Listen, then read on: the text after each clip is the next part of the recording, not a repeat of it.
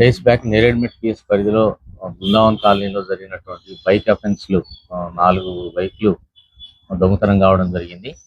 దీనికి సంబంధించి దర్యాప్తు చేస్తున్న క్రమంలో 20వ తారీఖు నాడు ఈరోజు అనుమానాస్పద భావంతు స్కూల్ దగ్గర అనుమానాస్పద పరిస్థితిలో ఒక బైక్లో వెళ్తున్నటువంటి గుడిసె సుశాంత్ తూప్రాన్ మెదక్ జిల్లా కాళ్ళకల్లు వాస్తవ్యుడు ఇతన్ని అదుపులోకి తీసుకొని ప్రశ్నించడంతో ఈ బైక్ దొంగతనాలకు సంబంధించినటువంటి నేరాలను ఒప్పుకోవడం జరిగింది.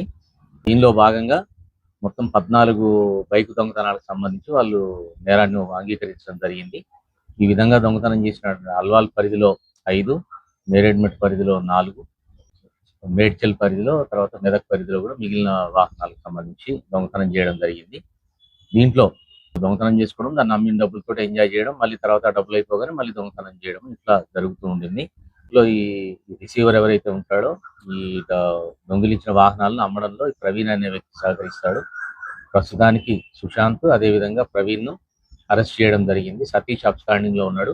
అతని గురించి ప్రయత్నాలు చేస్తున్నాము. త్వరలోనే అతన్ని కూడా పట్టుకొని రిమాండ్ చేయడం జరుగుతుంది. ఈ రోజు ఉన్నటువంటి సొసైటీలో విపరీతమైన సంఖ్యలో 2 వీలర్స్ ఉన్నాయి.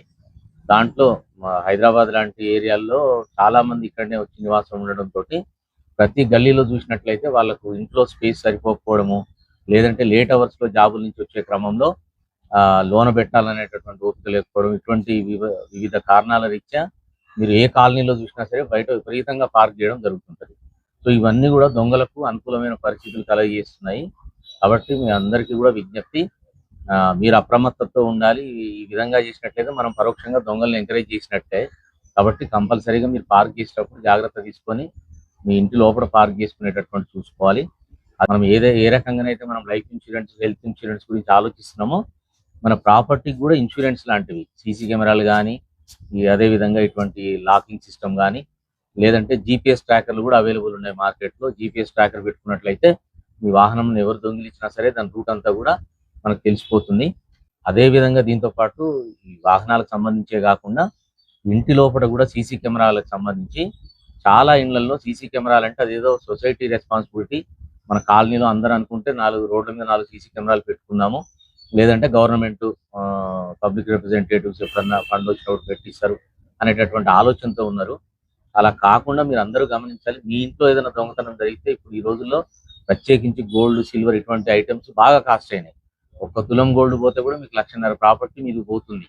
సో మీరు మహా అంటే ఒక 2 సీసీ కెమెరాలు పెట్టుకుంటే 10,000 లోపే ఖర్చు అవుతుంది. ఆ సీసీ కెమెరా కూడా ఇప్పుడు అందరి లేటెస్ట్ టెక్నాలజీ తోటి లైవ్ సెల్ ఫోన్ గా మీరు ఎక్కడికి వెళ్ళినా సరే